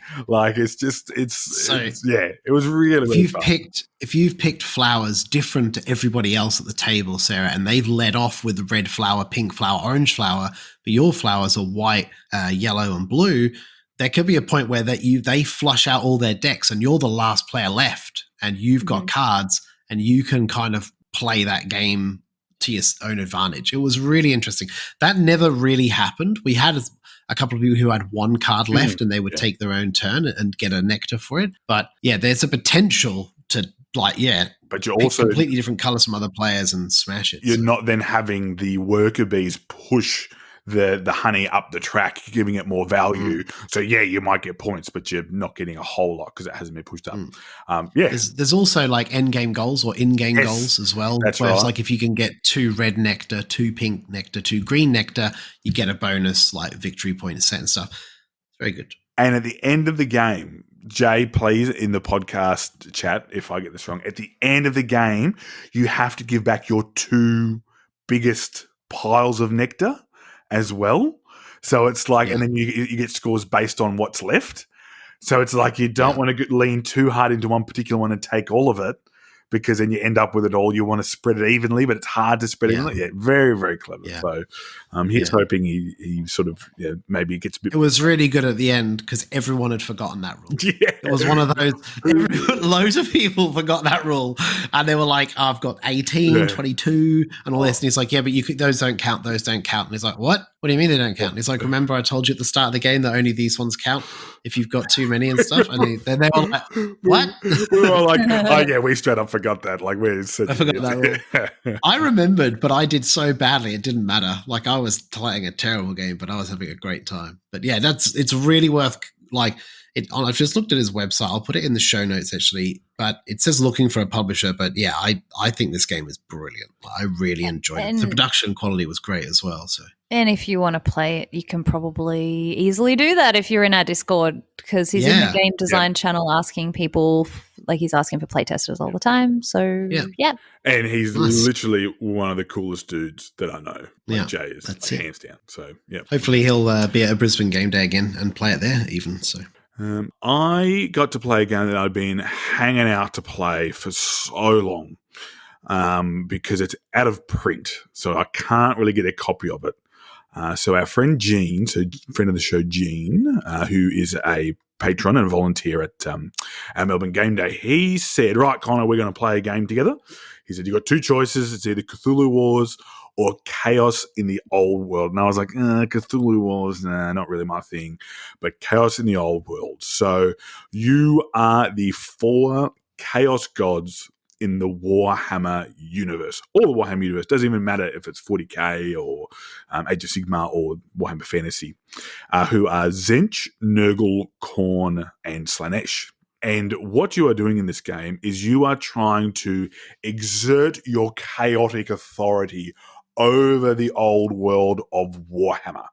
If you've never played a Warhammer game before, it does not matter, because this game is made by Eric Lang, and it's almost like the precursor to his trilogy of games in Blood Rage, Unk, and Rising Sun, where you are playing power to then give influence in different regions and hopefully turn that into like a chaotic, bedlam, and then you're going to get points from that. So you pick as one of the 4 chaos gods to play as, and each of the 4 chaos gods has an asymmetrical deck, has asymmetrical either cultists, demons, or a greater demon. So you've got one greater demon who's super powerful and costs a lot of power to get on the board. It is, I think, one of the simpler area majority games that you play. There is a little bit of battling in it, but you can definitely play lots of the game without battling and just taking over, because when you summon cultists to the board at a particular stage, they're going to put influence on the board. Now, the Chaos Gods sort of have this uneasy truce with each other for a while, and then eventually they want to start taking over and take things over for themselves. So what happens is, in a location, if there is 12 or more influence, the location goes into ruin. And at that point, you can then score points based on who has the most. So it's kind of cool. It's like, I'm trying to think of another game where you might notice that, for example, if we're playing together, Adrian is Nurgle. He is totally dominating in an area. He's putting lots of influence in there. I might just go and drop one little influence in there, and then I can get lots of points. So you can really wait until it moves to that tipping point for you to then jump on board. Or you can just really push hard and play cards in order to push that through. There is a lot of take that, as you can imagine, with sort of a mirror, so your thematic area majority game, where it might be. Did you almost say Ameritrade? I nearly did, because it's not, right? Like, it's got the... No, I don't like that term. We love our American friends, mind you. So this, but the whole thematic thing of you're playing as a chaos god, so there's a bit of mischief, there's a bit of backhandedness, there's a bit of backstabbery. You've got things like on the board, you've got the nobles who stop you from asserting authority in an area, so stop you from scoring particular places. But the main draw of this game is the asymmetric powers of each of the different chaos gods. So if I remember correctly, Khorne is about aggression and being able to dominate and win in battle, because Khorne is the blood god. Blood for the blood god and all that stuff. Nurgle is the god of disease and spreading disease. So Nurgle is about having authority in an area that's populous, and there's different cities in the board or areas that are populous. So if they're in there, they get to get bonuses for that. Slaanesh is sort of even Stevens on everything. They can do a bit of everything. And then Tzeentch is about card management and getting the best out of your cards and using your power. So the way the game works is you spend power to place either demons on the board or play cards. All these cards are asymmetric with different powers that lean into your characters or your your Chaos God. And then once that's done, you look at, okay, if there's cultists, they're going to corrupt. If there's more than one chaos faction in an area and they have something that can battle, so a demon or a greater demon, they will fight. And then the winner obviously stays on there. But the cool thing is that you can get these advancement tokens. So depending on the faction you are, you want to perform certain actions that will allow you to advance your dials. And these dials will give you benefits such as upgrading your characters, or giving you more power, or giving you something that leads into your character. So I played as Slaanesh, who is like the god of indulgence and wanting people to sort of, give into their, like lose their inhibitions and stuff like that. And so I wanted to corrupt places where there was nobles, because nobles are greedy and they want to sort of, get all the money and all that stuff. So if there was nobles present, I would then get to place a counter on my track. And then at the end of the turn, I would advance it. So I was actually able to win because I was able to advance my track all the way around, because my power didn't rely on battling or being in particular areas on the board. I just had to have a noble in there. But yeah, you can really see the blood rage in this. So like 80 and Sarah, you've played Blood Rage, right? I haven't. You haven't. That's okay. That's all right. This is a judgment-free zone. I'll judge you in private later over text message. But 80, how when Ragnarok happens or when the different places explode, you will get points for having figures in there. Mm-hmm. That's kind of the same thing with this corruption. So at a certain point, the corruption tips over, and if you have corruption in there or like located, you will get points, and that place is then gone. You cannot place any more troops in there. So eventually, what starts to happen is the minions and stuff have less space, so you're going to fight just like in Blood Rage. Eventually, the board condenses and you're forced to then fight in a particular area. Like in Blood Rage, it's Yggdrasil. So, oh, that's cool. Yeah. Like, so it starts off, you're like, I'm never going to fight Adrian, but then eventually you're forced to, because there's so many, so fewer places for you to be able to go. But yeah, it was really cool. I was so glad to be able to tick it off. I was so grateful to Jen, and I was like, oh man, I loved my play of that. It was a learning game, so we're all learning what was, how we were playing and all that type of stuff. So it is unfortunately out of print, and it's very unlikely to come back into print because Fantasy Flight lost the rights to the Warhammer board games that they were making. So rather than the miniatures that they were making, like with Games Workshop, they're not doing that anymore. But if you can get your hands on a copy, please do. It's really, really simple to play. By the time we learned what we were doing, it was really, really quick. The turns went by. There's no complication of, I've got to roll 6 or 7 die and this like that. What does happen, though, is there's the exploding die. So if you roll the die and roll a 6, you then get to roll another one. So that can nice. Yeah, so it's that nice little like, and you can imagine like they're chaos gods, so who knows what's going on? Like something's exploding and infecting someone else, or someone else is being coaxed into, doing something. But that is Chaos in the Old World, designed by Eric Lang, who has gone on to bigger and better things. But there's definitely his fingerprints all over this one. Oh, nice. That sounds epic. I do love the lore of the Warhammer stuff, even though I don't understand it all. I'm very excited for the TV show. I'm very excited. I hope Henry Cavill smashes it out of the park and flips off DC. That's how I feel about him doing that. I hope he just nails it. So good luck, Henry. Check us out. This is our podcast. Yeah. We love you, mate. Come on. Warhammer. Imagine that. Imagine me, you got him on, and him and Jules got to talk Warhammer. That would be nuts. We will try and fail, but it's fine. Trying is okay. We'll try and get him on. Anyone knows Henry Cavill out there? If anyone, it would be you. You would be the one that would know. I served him breakfast once.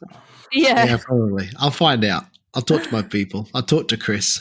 That will be the end of our sizzles, and we'll move on to some announcements and news. If you're looking for a new board game, you need to check out adventgames.com.au. They have a great range of games, including pre-orders and hot new games. Anything you could be looking for will be there at Advent. Dean provides excellent customer service that is second to none, and is always keen to support the Australian board game community through events, game days, and even through sponsoring a podcast. So head over to adventgames.com.au today. That's adventgames.com.au. The 3rd annual Board Game Barbecue Awards has been announced, guys. Like, it's amazing. So exciting. So we are under embargo. I think that's right. Is that what it is? Under an embargo. We are not allowed to talk about it until the following episode. But you guys can go to our YouTube channel at Board Game Barbecue. We have a massive show on for everybody. We have friends of the show join us. We have industry people join us. Some of the biggest names in board gaming are on there talking about games, talking about the awards. It's a great show. A massive thanks to everyone who took time to nominate their favorite games of 2022 on our Facebook page. And of course, a massive thanks to all the Patreons for voting for the winners. Like, this is the community's decision. Like, we don't get to decide who wins and, you know, who lives, who dies. We get to just sit back and, enjoy it. So we won't be announcing the winners tonight. Obviously, like I said, we don't want to spoil it. So don't spoil it for other people.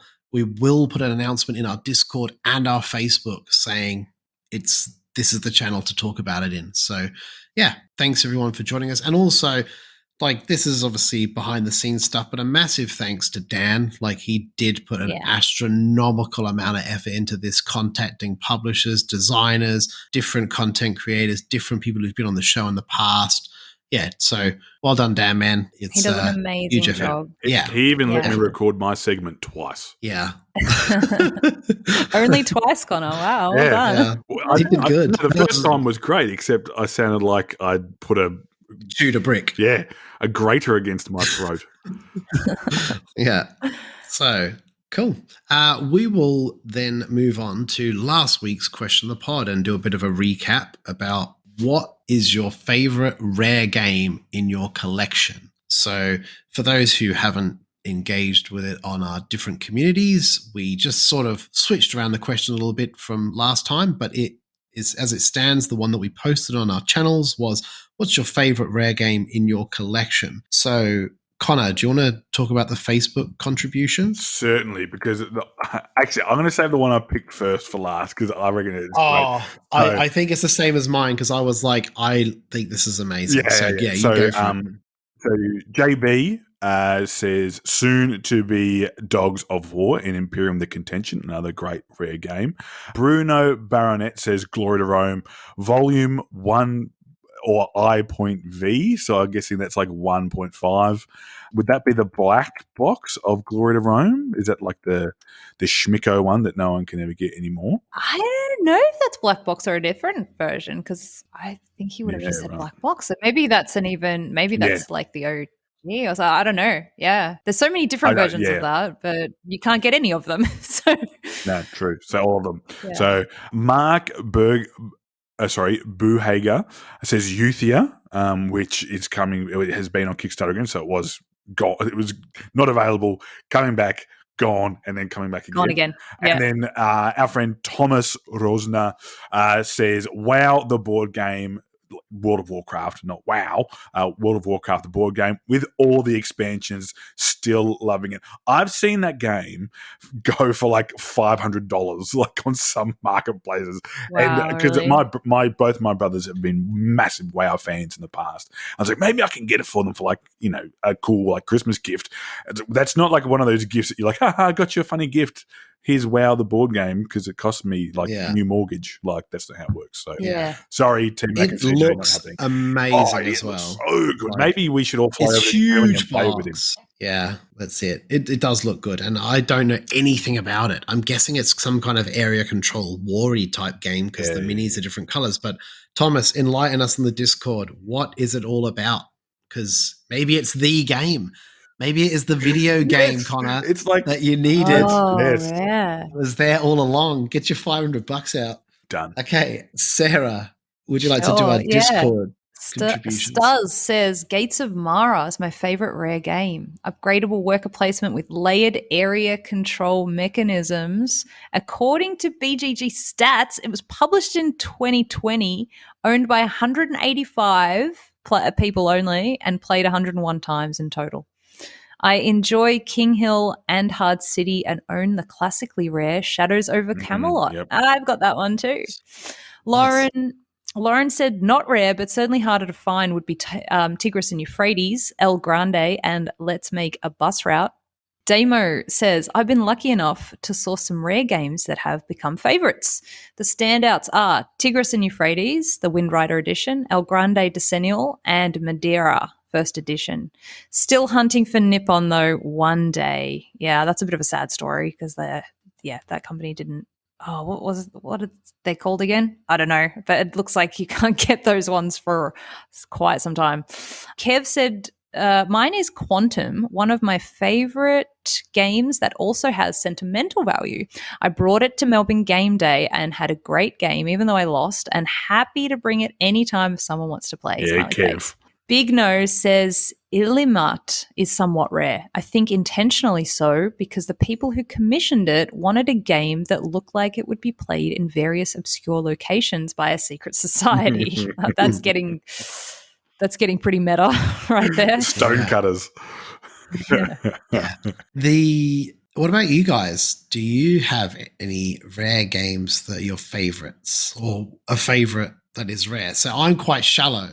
I don't have any rare games. Like, I don't have any. I've looked at all my games and I'm like, they're all. Does that make you shallow though? Like, I think that's less shallow because you're not like, oh, no, please, I'm not having a go at people who have rare games. But it's like, I have this many rare games and you can't get them. No one's actually said that to me, so that's just me. But, like, I'm the same, AD. Like, I don't think any of my games are by rare. the popular games. Yeah. Like, I like the popular ones because they're generally good. I said on a Discord, which doesn't count anymore so much, but Scout was mine because it's available. It's just really pricey. It's just really expensive. Yeah. So that was hard to get. Yeah, no, I'm sort of looking. I think maybe unless I've got a Kickstarter that you can't get anymore, but I can't really. I don't know. I think for me, like, it would have to be Kingdom Death. Like, I have it. I think that's a fair one. But you can't buy it tomorrow. You can't. No, you can. I mean, unless someone sells it on Marketplace or whatever, you can't just get it. That's right. So I'd say that would be the rarest one I have. So you do have one. Yeah, I guess that would be that's the rarest one in my collection. That's my favorite. So, yeah. I've got a few. I've got like my old, like Warhammer Quest and stuff. It doesn't have all the pieces in it though, because my dad repurposed like the minis and stuff like that for his Warhammer Fantasy stuff. So that's a bit of a shame. But like even just having the box and having the books and stuff is cool, And I've got like the OG Hero Quest, Space Crusade. Like I've got all that stuff, but also Victory Through Industry because it's from such a tiny publisher. And it's like, it was so funny. It was in like a little cardboard box with like a sticker like over it. So there was no like shrink wrap or anything. There was just like a sticker and that you have to like slice at the sides of it. You actually have to cut into the sticker. That's the sticker of what the game is on the front. Yeah, wow. Right? So it's really cool. It's really like handmade looking, but it's funky. It's really cool. So that's Victory Through Industry. So I think that's probably, they didn't make very many copies of that at all. Yeah, true. 500 maybe or something. I don't know. I'll have to look into it. Probably with the advent of Kickstarter, there's more games that people have gotten their hands on at smaller counts than as in a game that was mass market that's out of print now, if that kind of makes sense. So you had like Tigris and Euphrates. You would have been able to get that at any game store, maybe 10 or 15 years ago, but you can't anymore because it's out of print, as opposed to a Kickstarter that they only made X amount because, like with Victory Through Industry, only 500 people ordered it. So there's... Yeah, and they were a little self-published thing. I think they have if I recall, and I said this on the podcast when I talked about it, they have a fabric factory or something. The designer they have a fabric factory. And so you go to their website that has their fabric factory stuff on it and it's like, it's got like another page is like board games. It's so cool. Like, anyway, yeah. Well, yeah, thanks for everybody who contributed to the conversation. Like, we really appreciate that. We love talking about it during the week. Like, everyone gets involved. It had like the comments on the Facebook and the Discord just went gangbusters. And I thought it would be like, I was like, it's people are enjoying this question. Maybe I'll share it to another group. So I shared it to a massive group and I had to mute my phone because it just went off.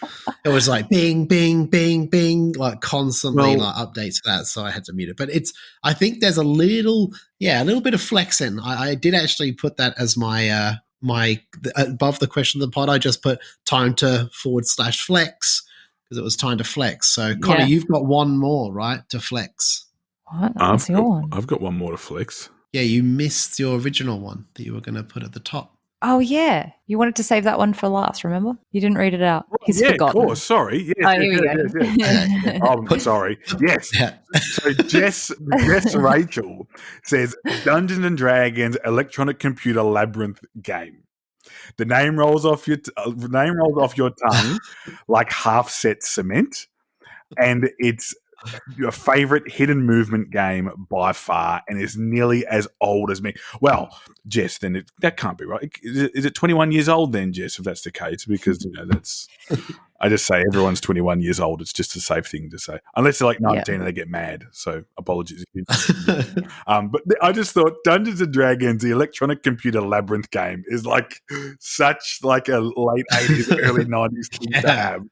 And Jess even put up a picture of it, and it looked so funny. Like it was just so looked cool. Great. I was when I saw that, I was like, wow, what is that? And I looked it up, and it's definitely of its times. So yeah. Oh, and talking about the rare thing. So this is the other thing I was going to talk to you about, the Japanese games, right? Yes. So Mo wanted to get this like hard to get Japanese game called Unreliable Wizard. And he couldn't figure out how to do it. He sends me the website and it's just all in Japanese. So I go and I make sure that's in I go to change it to the English page. I change it to the English page. I realize it's on the English page. There is no English page. It's all just Japanese. Anyway, so I'm like, how hard can this be? I'm sure that it's fine. There's a big button thing there. That's probably buy it. So I click on this big button. I add it to the cart, right? There's like 2 charges. So I'm like, that looks like that's how much it costs, and that's how much shipping, and it had the like what it is in AUD, and I'm like, this is fine. It's fine. I'm doing this, so I was ordering it for him to send it here, and then I felt so clever too. I'm like, yeah, I figured it out, babe. It's fine. And then I get an email today saying from a place called DE.JP. And it was like, we bought that thing for you, so now you need to pay us for shipping.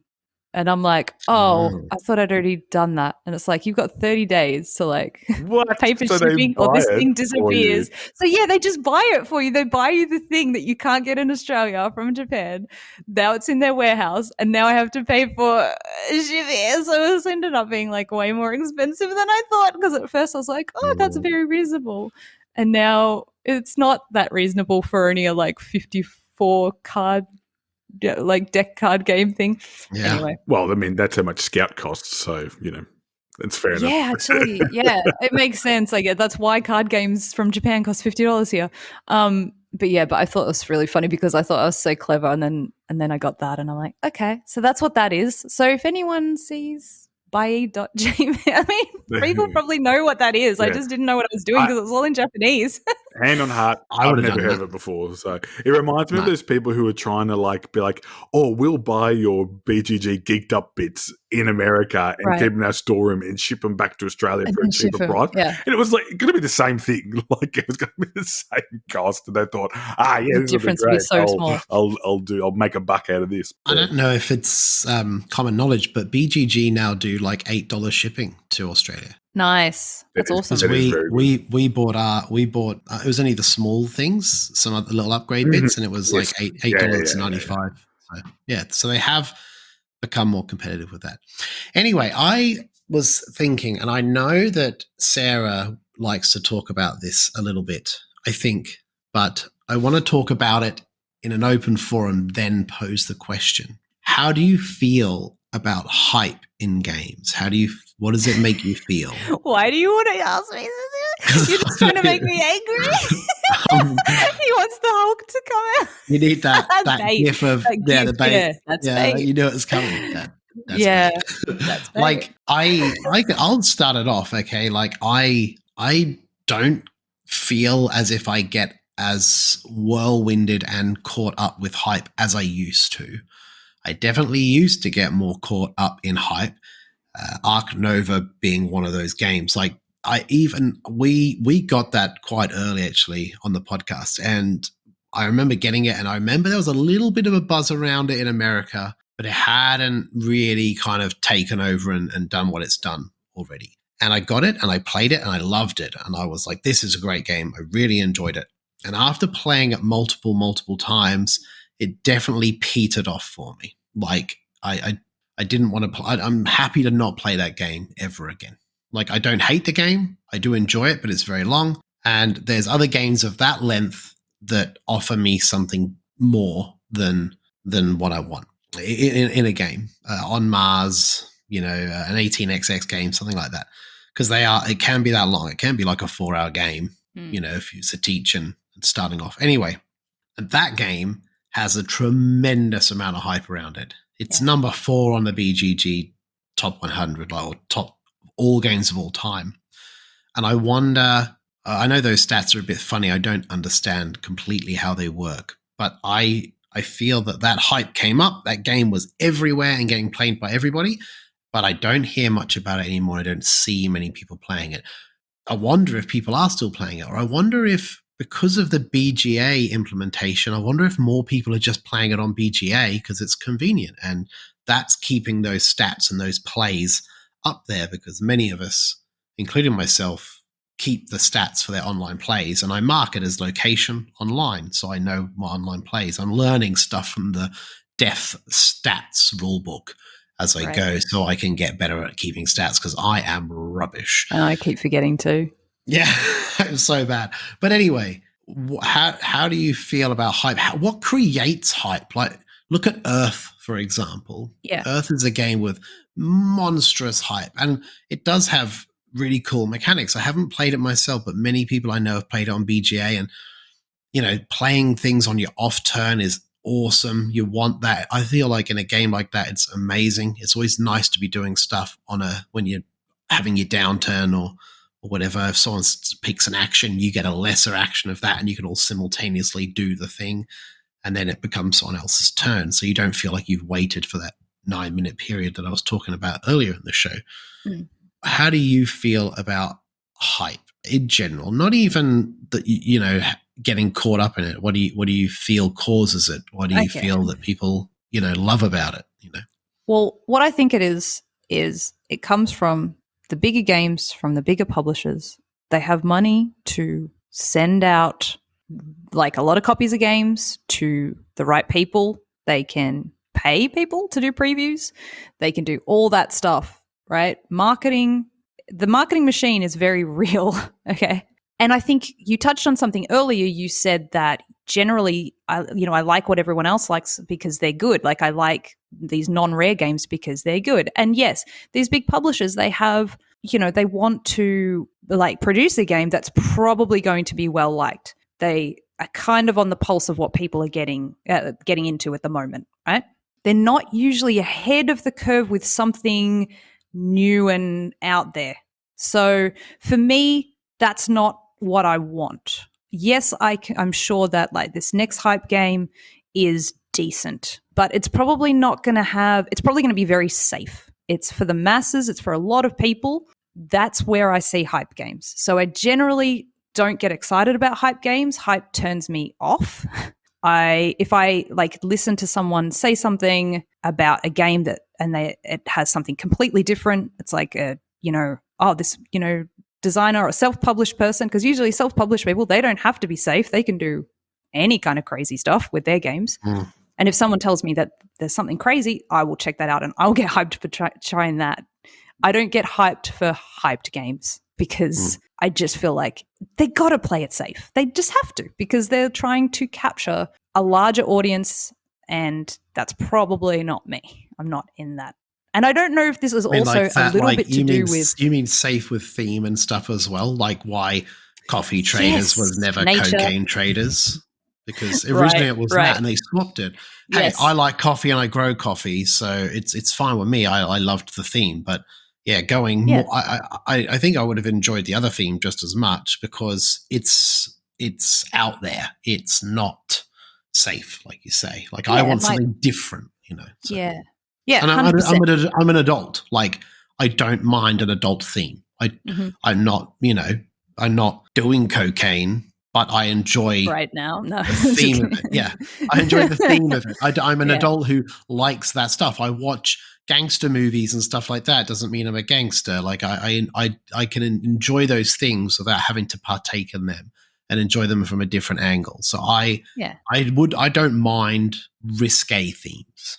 Yeah, so. or like ones that make you think or something like that. Yeah, they tend to be not that. They tend to be, it's got to appeal to everyone. Let's, do nature or something, So anyway, what about you, Connor? You're very quiet. Well, I just suspiciously it was very poignant. No, I think I'm probably similar to you, Sarah, in that I'm your views of why you don't get hyped about things are pretty valid. I'm just a cynic for the sake of being a cynic, and I like to be like edgy and be like, I'm not playing that game because everyone's playing that game, and I want to play something different. But like, I also feel like without putting myself in a corner, I've been playing games for a really long time. Nobody puts Connor in the corner. Good luck if you can, honestly. It'd have to be a pretty big corner. A massive corner. But like, I feel like whenever I see it's like this new game, it's like the coolest thing. It's like, surely it's going to be similar to something I've played. I don't really buy into it, but I think there's a different type of hype. And then what Sarah's saying about you hyping up a game yourself. So I get excited about games. I don't know if I'd call that, I mean, yeah, sure, it's hype, but for me, that's me being excited because there's something about it that tickles my acquisition disorder. It's like, I have to get that game. So, when I think about a game that's hyped, it's a game that I'm excited for. It doesn't mean that it's the greatest game since Gloomhaven, but it just means that like I'm excited for it. I think when I'm inundated with, you have to play this game's number one everywhere, I think I start thinking, okay, like who are these people that's saying it's number one? Do I generally like what they think about games and all that type of stuff? Am I going to agree with them? Because if I don't, then I'm not sure that game's going to hype me up and get me excited. But my mind goes to a big market game. My mind goes to Marvel Champions, right? So this was in the midst of me absolutely loving Arkham Horror, and then they announced that they were going to do a living card game of Marvel. So it was like my two worlds were colliding, right? My two worlds of enjoying superhero comics and movies, and then my board game world. So I was hyped beyond reason for that. Like I couldn't wait to get it. I think it was like one of the few games that I've actually pre-ordered, like going and put in a pre-order as opposed to just waiting for it to come in stock and doing that. And it did live up to the hype for me because it was exactly what I wanted. Like it was different, but it ended up being exactly the type of game that I wanted. So yeah, I hyped up myself. Was it hyped up? Probably, but I didn't really care who wanted it to come or who was looking forward to it because I was looking forward to it so much. So I mean, I think it's okay to be excited for a game. I think it's okay to be hyped for a game if that hype is then being generated by you and your willingness to play a game. Not so much kind of like what Sarah was saying, you kind of have to be a bit critical because it is marketing a lot of the time saying, hey, we want to push this game. And that's okay. Like everyone does it. There's, it's products. It's a way people make money. Just, when it's getting overhyped, I can sometimes be like, is it that good? And I think your example, not to sort of kick it while it's down or whatever, but Ark Nova, spot on, because I remember I was really excited to play it with you, Adrian. We even streamed it, and it's kind of got to the point where I was like, oh, it's all right. Like, would I play it again if someone wanted to play it with you? I guess, but I literally had it in my car. I remember I had it in my car. I was going to press purchase. We finished playing it, and I've never even contemplated buying it again. So again, you ghosted that card. I said new number. I do tend to get overly excited about most things in my life. No, so it is a bit of an issue. Yes. So like, it's like I treat things a little bit now like The Matrix 2. Like I went and saw that at midnight after having way too many drinks, let's say, and I was so excited. Oh my God, it's going to be amazing. And I watched it and I was like, it was good, but the first one was better. So I kind of try to not get overly hyped about stuff and go into it with a sort of blank canvas and a bit more of a open mind still, but not. My problem is I hype it up so much that I get a little bit disappointed, Yeah. right? And that's not the game's fault. That's actually my fault. I end up getting so ridiculously excited. It's like I play it and go, that was good. And it probably was better than good. But in my brain, I was thinking of like the most ridiculous mechanisms and stuff in this thing. And it just doesn't happen. You were hoping for holograms that rip each other's arms off. Yeah, exactly. I was hoping for that experience. But in saying that, like a game that was hyped to me was On Mars. And that was by, a fellow podcast member, Death, who said, you got to play this game. I know you'll love this game. It's so good. It's brilliant. You will love it. You will love it. You will love it. And I was so excited to play it, and we were playing it, and I played it, and it met my expectations of what I expected and more. It blew me away. And that is not a game that's not well known. This is by one of the most famous designers in the world, published by one of the highest end quality publishers as well, like the EGG do fantastic quality.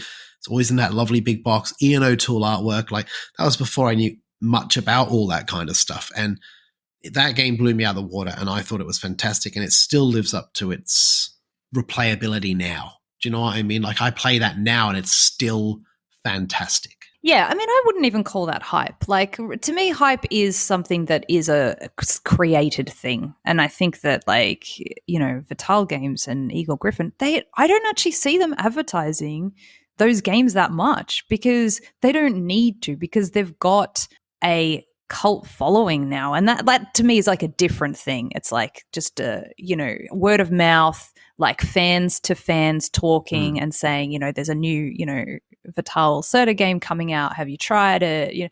That to me is like way different. It's not, On Mars was never plastered everywhere. I never saw like this crazy hype train for On Mars. I didn't need to. Like it, you know what I mean? It already has like fan base. And that's like, that would be, I think, the ideal fan base that I would want. I want a cult following, not a, and they're the ones I tend to listen to, I guess, too. People talking about games. That's I think I hear like people talking about a game like Scout. I heard a lot of murmurings about, and that was what made me want to try it. And I really liked it. And also just looking at the certain people that said it, people I respected, people who had similar opinions, that kind of thing. And let's say a game is hyped. Ark Nova was crazy hyped.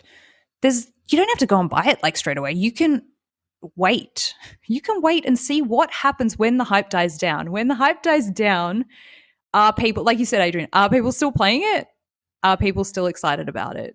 I guess they are. People must be playing it, but it's like, I don't know. Yeah, there you go. You see, there you go. People are still playing it. But just for me, I might have played it too much, and I might have over-binged it at the start, and then I lost my interest quicker than some of my other games. But even I guess I asked myself that as a rhetorical, like, do I need this game now? Why don't I just wait until the hype dies down and see what happens and see if it's even worth its salt, like, yeah. And if you still have that, like, you feel like it's missing from your collection, then the answer is probably Like, do you still feel like you need that game? Or sometimes another game will come along that might be cheaper, have a better theme, have a little wrinkle in it that makes it better than that game.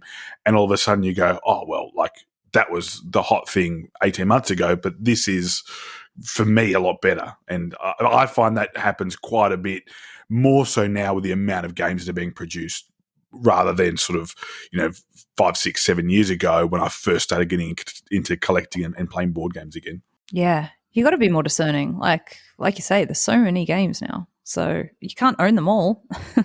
You can try. Yeah, you can definitely try.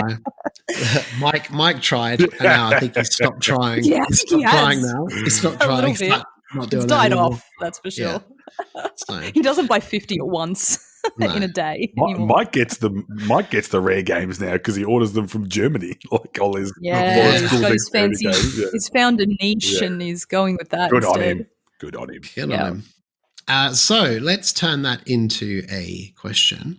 And I was going to say, what is the best game that has lived up to its hype? So could you guys think of one of those?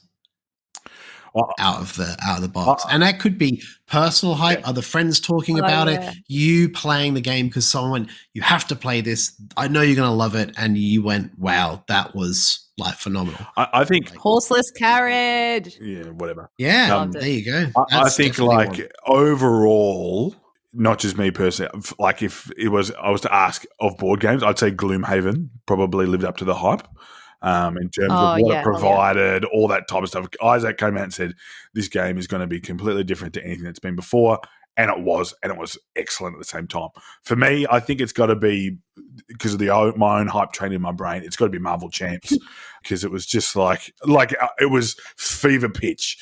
If this game had been crap, I probably would just quit board games altogether. Like I don't know what to believe in anymore. Like it just would have been like, quick, someone put me in a corner. Yeah, put me in a corner. So yeah, for me, and it's a big market game too, right? It's not some little, it's fine if it is, but it's not some little niche game. It's like a big market game, so many expansions, and all of them have been huge awesome. IP as well. Yeah. Like an IP, IPs and games aren't always right. like, it's sort of in that golden age now where we talked about video games before, but IPs, they're good. Like you actually like, I'm going to buy this game because I know the gameplay is hopefully going to be good as well. You'd be so much richer though if it had turned out to be rubbish. Yeah, I mean, so lovely, but yeah, whatever. Giving the money to the mouse on a monthly basis. I do it as well, Connor. Don't worry, I'm not bagging you up for it. I think most of us do. Anyway, concern/love. It's okay. Yeah. Well, back to Isaac Childress. Actually, on that topic, he hyped a game. He actually sizzled Barrage when he was a guest on the podcast, and then Sarah then played it, and then Sarah said, you will love this game, you've got to try it. And I tried it, and it's been my number one game for so long. It's brilliant, and that lived up to the hype and exceeded my hype beyond belief. So I love that game still. I still play it now, still play it on BGA. Yeah, so that game lived up to his hype. So do you have one, Sarah? Would you say Horseless Carriage? Are you going with that? Yeah, I'd say Horseless Carriage. I think that was kind of, in my circles, that was hyped a fair bit. People were playing it, and I couldn't wait to play it. And then Ian came across and brought it. So, yeah, it's a great game. I loved it. Really good. I think we played it a little bit wrong. Like we played it hard mode. Yeah, I've played it since. Yeah, okay. And you played with the trucks and the sports cars, or just the? No, we didn't do that because there was two other new people, and I won on the tiebreaker, which was amazing. Wow. So, yeah, it's a great game. I love. That lived up to hype, but that was kind of a niche hype as well. Right, it's another thing. It's another cult following thing. Yeah, it was a splotter hype. Yeah. So. Yeah, I think they're another publisher like Eagle Griffin. I don't think they have to do that much marketing for people to already be following them and waiting for their next thing to come out. Well, we would like to know what hype game lived up to your expectations. So please follow us on the Facebook or the Discord, even on Twitter now. We place them on Twitter at Board Game Barbecue for those.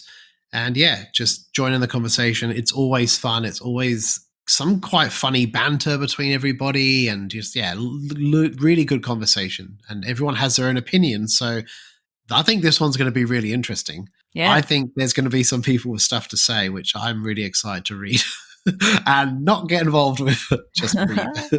So cool. And with that, we shall move on to our next segment, which is Swear and Oath.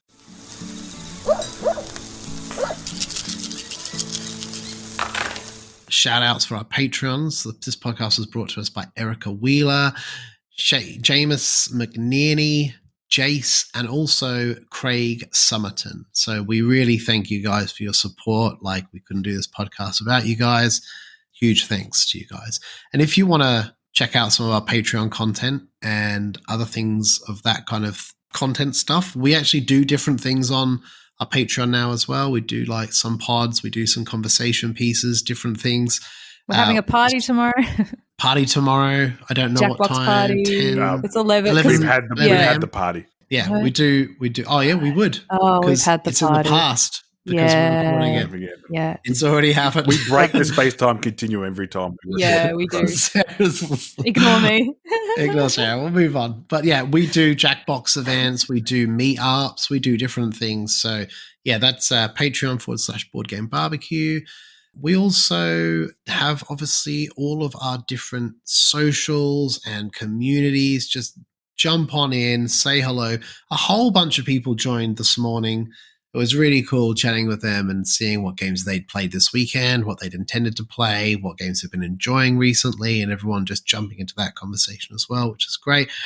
And please don't forget, if you leave us a 5-star review on Apple Podcasts, Dan will read it out. And I know the staggering amount of people that listen to it on Apple Podcasts because I look at the stats when I do the edits and stuff. Please leave us the likes and the 5 stars because it really does help us get noticed and get in that algorithm and try and take home that Golden Geek Award next year. Like, that will massively help us and make other people find us through those avenues. So huge thanks to anyone that leaves those reviews. They are brilliant and they're always funny to read.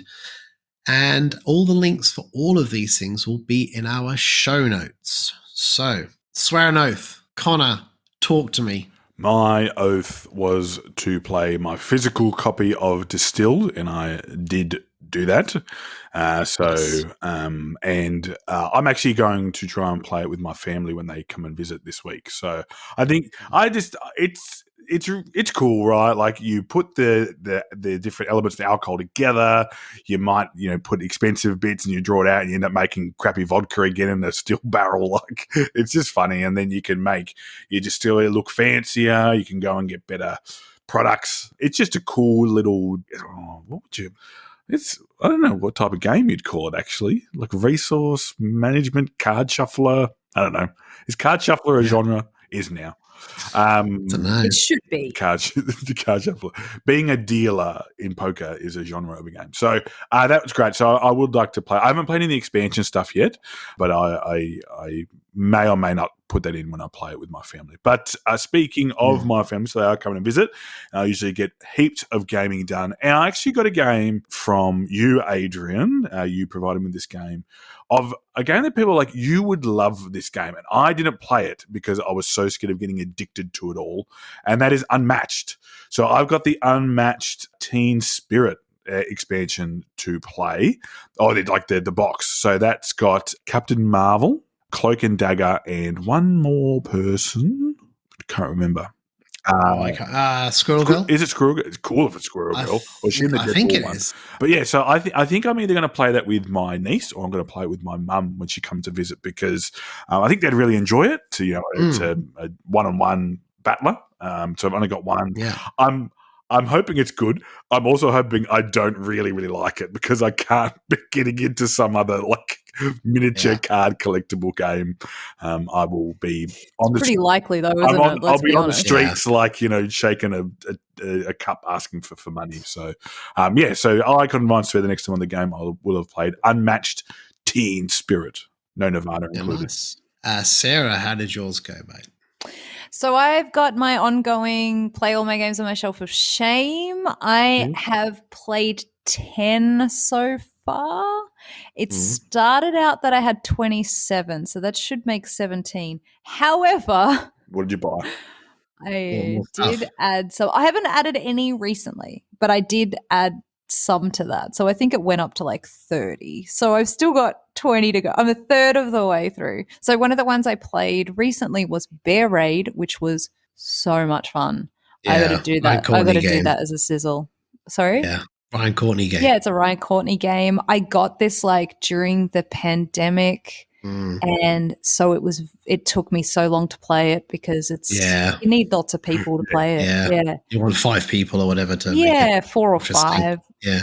Yep. I taught it at the game day recently and didn't play it. I just taught it and just watching was fun. And so I just couldn't wait. I was like, I got to get this to the table again and actually play it. So I played it on Tuesday night at games. Yeah, really good. Nice. Yeah, so I'm just actually on the game days, just that you mentioned. Yeah. I don't know if we've mentioned this. I know we haven't mentioned it, but I'm just going to say I'm doing Mitch. I'm going rogue, baby. Uh-oh. I'm just doing whatever I like. Oh no. I just wanted to say that huge thanks to all our volunteers. Hey, we thank the Patreons and stuff, all of the volunteers that help, and even just the organizational stuff at the day before the event and everything, but also just a little insight between us all And the 25 game days that we've had, we've actually taught over 500 scheduled teachers. Wow. When you put that out there, I was cool. like, I don't believe you. You're lying to me again. Yeah. Yeah, of course. But no, that's a lot. Like, and that's Yeah, a lot that's of cool. people playing new games for the first time and being shown games. So yeah, huge thanks to everybody. Yeah, please, massive thanks and respect to all the volunteers that help. We really appreciate and love you all. So thanks. Thank you. They really are the best. They're the best volunteers. Whose state has the best volunteers? Victoria. Sydney do. They all do. It's Australia's volunteers. No, Victoria. I'm very parochial, if you haven't noticed. I know. Sarah, what's your new oath? Sorry. I'm just going to continue doing that one. Although I could. Yeah. All right, I will make another. I'm going on a holiday. So I actually got from Daniel Newman. He was selling games. So Daniel Newman, who was a guest on the show a few weeks ago, I got a couple of Grail games from him. Nice. He was selling a whole bunch from his collection. So I got Yinzi, which is a Costa and roller game.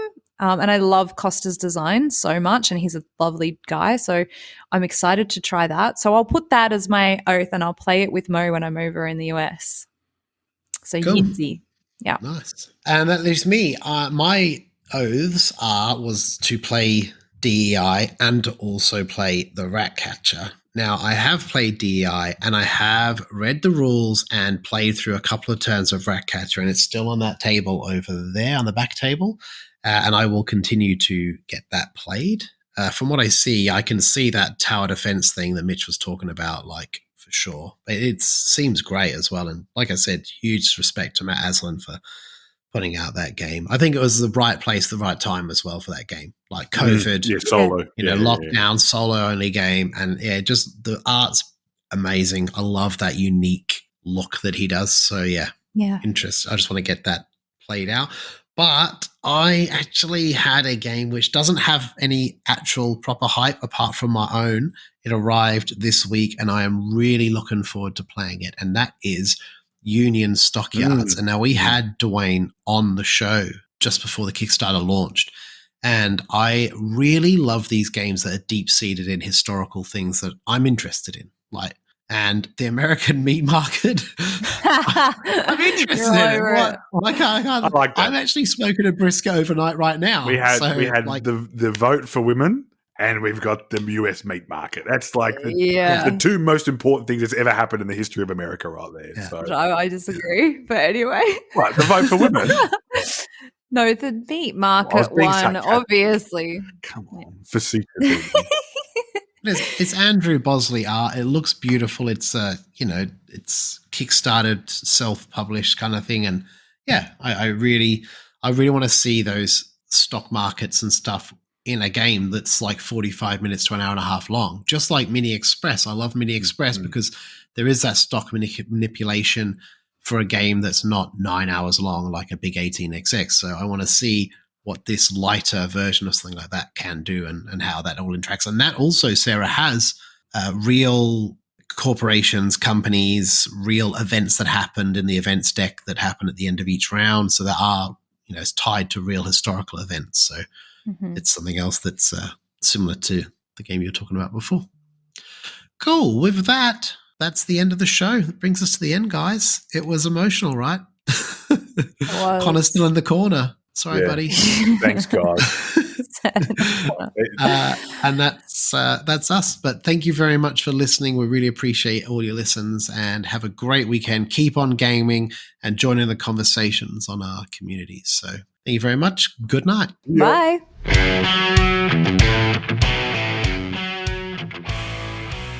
Can you please add that to the podcast? I want everyone. No, I actually don't. That's just Which one? Private story. Oh, I recorded it just in case you wanted to keep it. Oh, you're editing it. You know what you could do? You could just bleep out the really bad part. I don't know. Like, it could be all right. It was like I won't keep it in the generic one. I'll put it in a Patreon. I'll be happy with that. Yeah, I remember I used to say, I used to get into all these cyber chats, and who knows who it was with? Oh my god.